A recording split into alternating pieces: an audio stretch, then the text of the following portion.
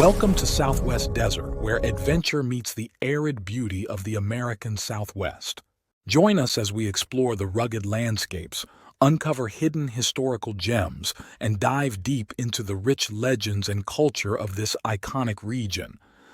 Subscribe now and hit the bell icon so you don't miss out on our latest desert adventures. Please leave a like or comment. This is very helpful. Let's journey together into the heart of the Southwest Desert.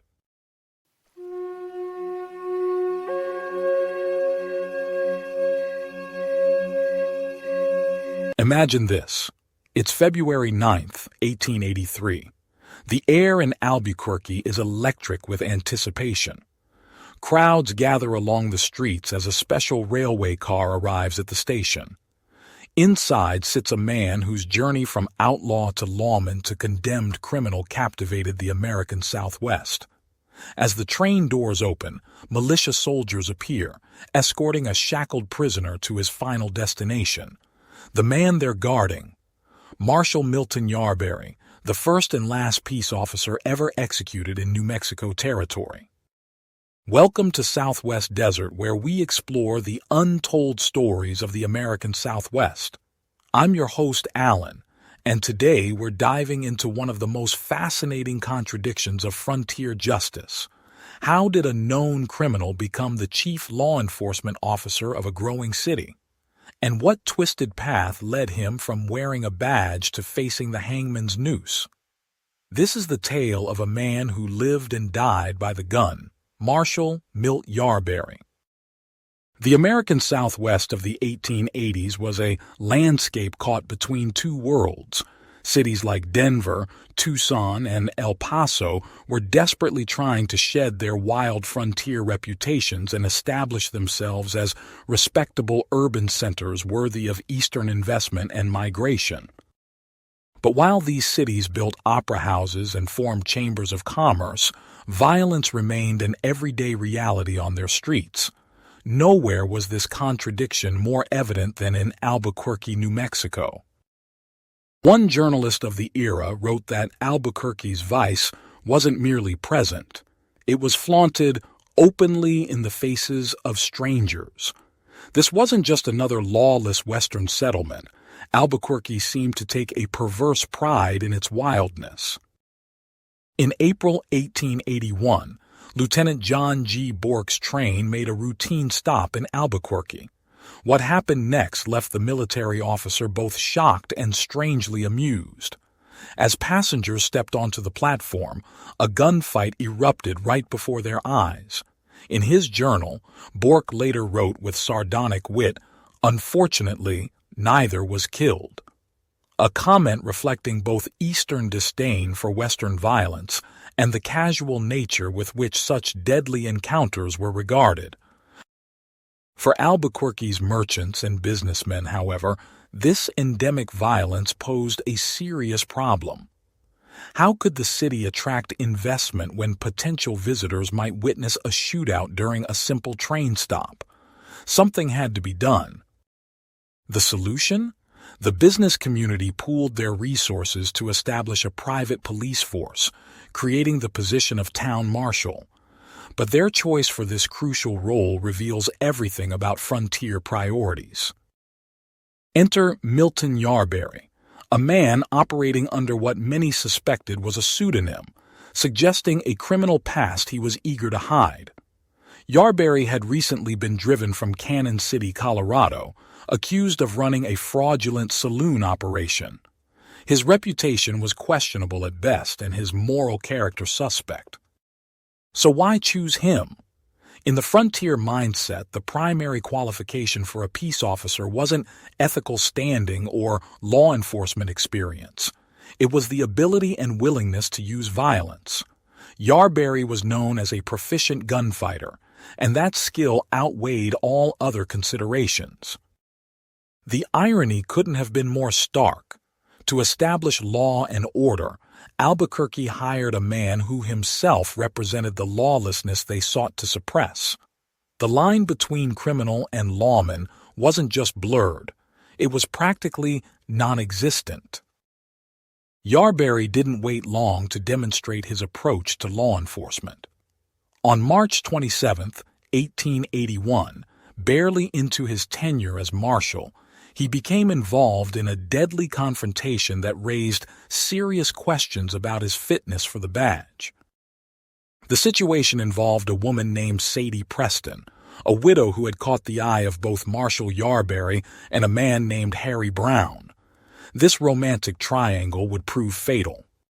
Under the cover of darkness, Yarberry lured Brown to an isolated location, ostensibly on official business.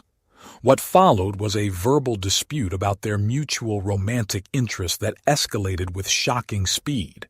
Yarberry fired 4 shots, killing Brown instantly. The marshal immediately surrendered himself to County Sheriff Perfecto Armijo, claiming self-defense. But suspicions arose immediately. Brown was found to be unarmed, and the multiple shots suggested excessive force beyond what self-preservation would require. Nevertheless, during the preliminary hearing, Yarberry's self-defense claim prevailed. He was acquitted and returned to his duties as marshal. Some whispered about witness intimidation. After all, who would dare testify against the very man charged with keeping the peace? To understand how this verdict was received, we need to appreciate the cultural context of territorial New Mexico. A common saying at the time was, "A six-shooter went with every pair of pants." Firearms weren't just weapons. They were essential accessories of masculine identity. Most establishments had formal protocols for handling weapons. Men were required to check their firearms with bartenders upon entering saloons, a practice acknowledging the dangerous combination of alcohol and armament. Interestingly, concealment was discouraged. Weapons were to be displayed openly, serving as both deterrent and declaration. In this environment, Brown's unarmed status was viewed by many as a personal failing rather than a reason to question Yarberry's actions. The frontier mentality placed the burden of self-protection squarely on the individual. If Brown chose to walk the streets of Albuquerque without a firearm, some reasoned, he had only himself to blame for his vulnerability. But on June 18, 1881, less than 3 months after killing Harry Brown, Marshal Yarberry's trigger-happy approach would claim another life, under circumstances even more difficult to justify. While on patrol, Yarberry heard a gunshot. "Who's firing?" he demanded. A bystander pointed toward a man named Charles Campbell, who had the misfortune of being in the wrong place at the wrong time. Without investigation or warning, Yarberry drew his weapon and fired. Campbell fell dead on the spot. What happened next revealed the marshal's true character. Witnesses reported that Yarberry performed a little dance of satisfaction over Campbell's body, exclaiming, "I've downed the son of a bitch." This wasn't the somber reaction of a peace officer forced to take a life. This was celebration. This time, Albuquerque had seen enough. The community that had tolerated or even celebrated Yarberry's violent approach to law enforcement now turned against him. The pattern was too clear, the behavior too reckless, the enjoyment too obvious. In May 1882, nearly a year after the killing, Yarberry stood trial for murder. The jury rejected his self-defense claim, returning a guilty verdict. The sentence, death by hanging. News of the conviction sparked immediate reaction. Approximately 100 citizens gathered at a local livery stable, planning to take justice into their own hands through a lynching. It was Sheriff Perfecto Armijo, the same man who had arrested Yarberry after the Brown killing, who now stood alone before the angry mob, defending the legal process against vigilante justice. Armijo's courage prevailed. The crowd dispersed and Yarberry was transported to Santa Fe to await the outcome of his appeals. When the Territorial Supreme Court upheld both the conviction and death sentence, preparations for execution began. On February 9, 1883, Yarberry returned to Albuquerque, this time as a condemned man rather than its chief law enforcer. A special railroad car transported him from Santa Fe, accompanied by an enhanced security detail. At the Albuquerque depot, a massive crowd gathered to witness his arrival. State militia soldiers escorted him from the train to the county jail via street railway, a final journey conducted in full public view. What followed was nothing short of macabre theater. The execution became a public spectacle, complete with engraved invitations sent to select citizens. Vendors sold premium viewing positions, and the atmosphere was described by one witness as carnival-like rather than somber. On the scaffold, Yarberry maintained his innocence to the end, still insisting he had acted in self-defense in both killings. The hanging mechanism itself reflected the era's strange blend of frontier justice and modern technology, a 400-pound counterweight system based on designs from scientific publications. A witness described Yarberry as being jerked to Jesus when the mechanism activated, a colorfully frank description of the violent reality of hanging. After death was confirmed, his body was taken to Santa Barbara Cemetery for burial, with the execution rope still attached, an unusual practice that some attributed to superstition. Milton Yarberry earned a unique place in New Mexico's history as the first and ultimately last peace officer executed in the territory. His story represents a critical transition point in the American West, where the rule of law began to supplant the rule of the gun.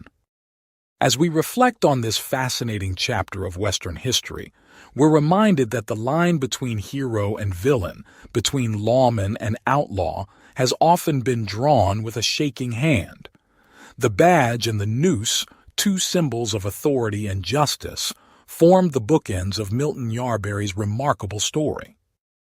Join my Patreon community and discover my art print products on my website in the links provided in my description and link above.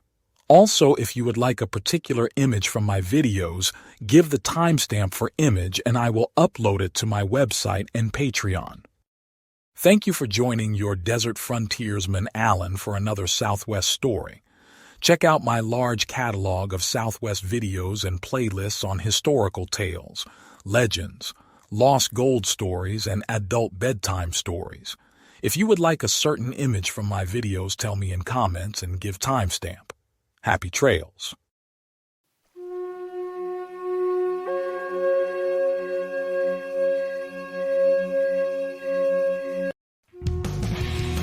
Thanks for watching.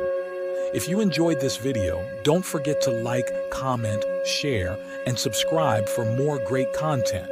Hit the notification bell so you never miss an update. See you in the next video.